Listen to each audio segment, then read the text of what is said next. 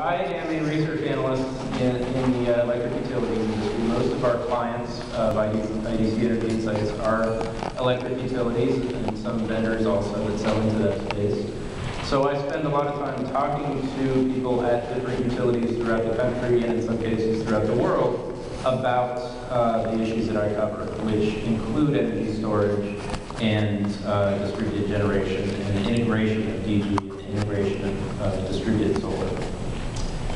So I'm going to talk today about energy storage in general. So let me first start by talking about, let's imagine an alternate reality where you have a network that sends things across the country, and at the end of that network, the thing that you send is consumed and never stored. So this is actually a map of the interstate highway system. Obviously, that doesn't work for cars and trucks. You need parking spaces in the transportation network.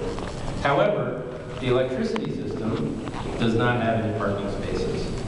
It's like a highway system where you consume the cars and trucks at the end of your route. And I would also say, I was just thinking about this earlier, has anybody heard of something called the Baghdad battery? It's a device that was discovered in an archaeological dig in Iraq that is 4,000 years old and is an electrical battery. Nobody knows what they used it for or how they figured out how to do it, but it stores electrical energy and releases it on command. It's like a clay jar with sand and two different types of metal probes that go into it. I have no idea exactly how it works, but it's 4,000 years old. So obviously, we're not lacking parking spaces for electricity because we never thought of how to do it. We didn't know how to do it for 4,000 years. The things that are stopping us from doing it, from making energy storage part of the electricity grid, are essentially these three things. Number one is cost. The cost of energy storage devices is way too high, and it always has been. Hopefully, it won't be in the near future. Another element is the performance, and the fundamental problem with traditional batteries is they tend to wear out very quickly, and they tend to lose a lot of electricity in the process of storage, and it doesn't work if that happens. The third one I mentioned is safety, which is often glossed over. Unfortunately, many of the vendors gloss over it too.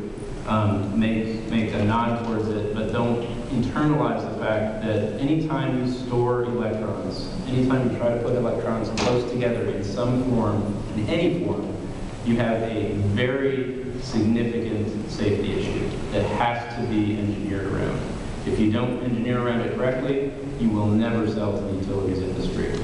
And unfortunately, that lesson hasn't sunk in with every vendor out there. So once you start thinking about energy storage, you start thinking about how to do it. There's all these different ways of doing it.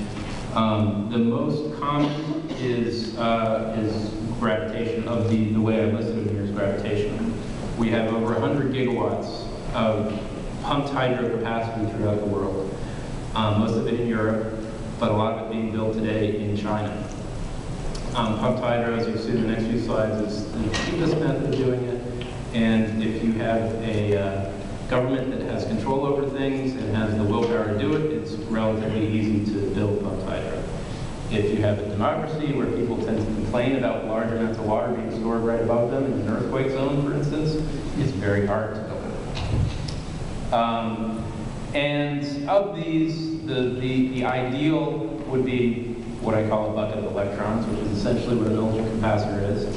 But that's too cost prohibitive and probably always will be for widespread energy storage, which leaves us with the next best choice, which is electrochemical energy storage, i.e. batteries. So that would probably be the best choice for widespread energy storage if you could choose whatever you wanted regardless of cost. So these are our numbers for costs.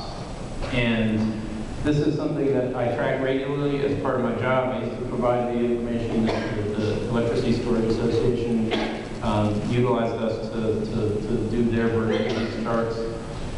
And this chart has changed a lot in the last 3 years that I've been doing this, mostly coming down, in a few cases going up.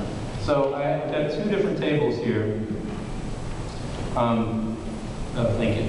Time to start. I've got two different tables here. That one is looking at energy, one is looking at power. In other words, kilowatt hours versus kilowatts. And the first column is dollars per that, other kilowatts per kilowatt hour. Essentially, as I said, pumped hydro ends up being the most cost-effective if you can build it. And here in the States, or I should say North America, it's getting nearly impossible to build new pumped hydro. And same with, to some degree, with Europe. And the compressed air energy storage, the fundamental problem there is the efficiency numbers, very low efficiencies. And flow batteries are very promising because you can just add more electrolyte in order to stock up the battery. However, when you look at the numbers of flow batteries and lithium-ion batteries, you're essentially surpassing flow batteries already with lithium-ion. So you'd always rather do it with a solid-state device than something that needs pumps.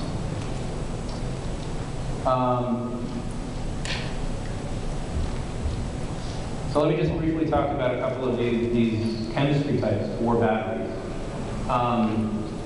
Lead acid is the standby. That's what's been used for decades in the solar industry. And now I'm going to be talking specifically about solar storage. Lead acid, the issues are lifetime, and also because they tend to last only 2 to 5 years. And also the depth of discharge, meaning the usable space within that battery.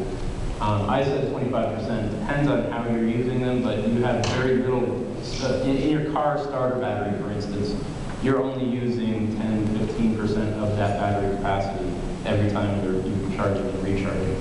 So you need to buy a lot more kilowatt hours to get usable storage capacity lead acid. What's great about it is it's cheap. So advanced lead acid is a catch-all phrase for new chemistries within the lead acid family. And the idea is to solve the calendar lifetime problem, usually by adding carbon somewhere into the battery, and highly refined carbon. And what we've seen the pricing for the advanced lead acid batteries so far is about $500 to $800 a kilowatt hour, so much more affordable than other forms. However, it's a relatively new technology, hard to build out in a widespread manner because there's not enough track record yet. Sodium sulfur seemed to be the white knight for the utilities industry.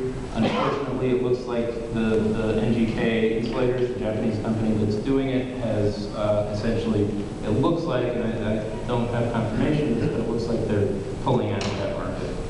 And it's due to safety issues. They had a serious fire in one of their Japanese installations and had a lot of difficulty determining why. And as a result, it's looking like that technology is no longer going to be available. I think they're planning on replacing all modules in the field right now. That might be true. However, will they be selling new modules? And they might be, they might be doing that to meet contract requirements. But in terms of buying new systems, and I'm going a little bit into rumor and hearsay here, but I certainly heard lots of rumors that they're no longer selling that battery. Flow batteries, I already mentioned, and then I just mentioned sodium as another catch-all phrase for things like the GE Durathorn battery.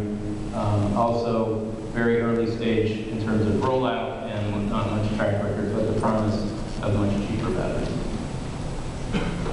And lithium-ion is clearly the lead horse in this race today because prices are dropping, because it has so much flexibility in what it can do, because it has both good energy density and good power characteristics, and because we're building an enormous, by we I mean the entire globe is building enormous manufacturing capability throughout the world.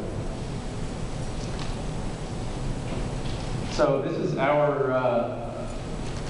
let's see, you can barely see the numbers, but this is our forecast for the grid storage market. As you can see, it's not that significant even by 2015.